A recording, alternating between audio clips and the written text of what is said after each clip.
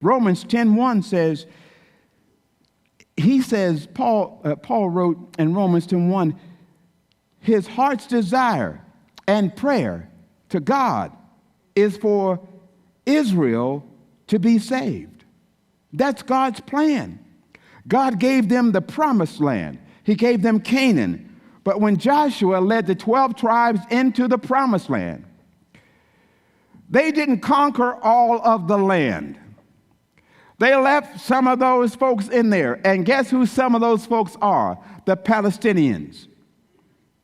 Those are the ones who are now causing Israel to wreak havoc or wreaking havoc on Israel. They're the ones that bombed Israel. These are the Hamas. They're part of the Palestinians. They're over in Israel's land. Look, it belongs to God, and God gave it to Israel, but they didn't drive out all the people. Now, let me show you, let me just give you an idea of how much land God gave to the Israelites. The land that God gave to Israel includes everything modern-day Israel possesses, plus all of the territory occupied by the Palestinians, which is the West Bank and Gaza, plus some of Egypt and Syria, plus all of Jordan, plus some of Saudi Arabia and Iraq. That was the land that God gave to Israel. It still belongs to them. But the Saudis, they're all in God's property.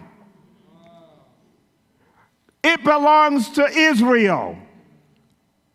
Those folks do not belong in God's land. So when you hear people on TV talking against Israel, saying that they ought to stop firing back at Hamas, they had an opportunity, the Palestinians did, 27 years ago when Yasser Arafat was alive. When he was alive, the Jewish leaders came to him and said, look, let's make a pact here. I'll allow you to stay there. We'll help you build an economy. And we'll work together, and we'll help you build your land up, and you can take care of your people. Yasser Arafat turned it down. He said, no. Well, Yasser Arafat was taken out. Now, what do you have? You have a bunch of renegades. They don't want to come to the table and talk to Israel. And I don't think Israel has the right, and I don't want them to even get, because the land doesn't belong to them. God owns it. God gave it to them to occupy. So let's not get things out of whack here. When you see Israel being attacked, we are being attacked as believers. Why? Because when Israel is being attacked, that's who God came for first.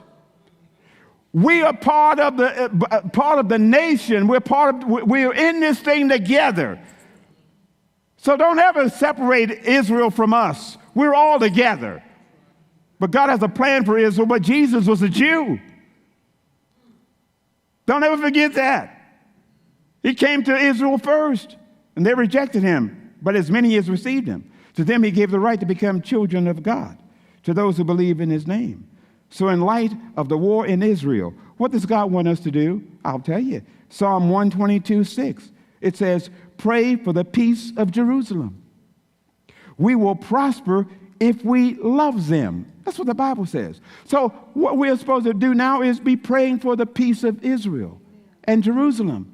Because look, folks, God is doing something. My wife and I looked at one another. I said, honey, they've bombed Israel. She said, oh, Lord. She said, this is it.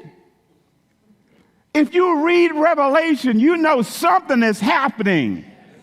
When folks have the audacity to come up against Israel, what are they saying? We know, one, America's not going to do nothing.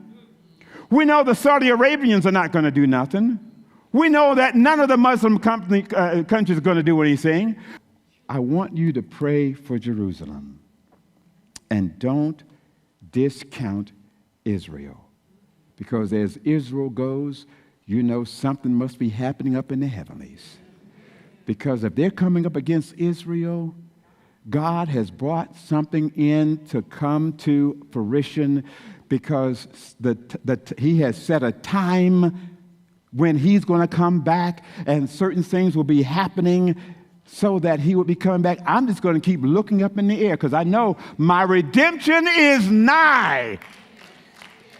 I know God's coming back.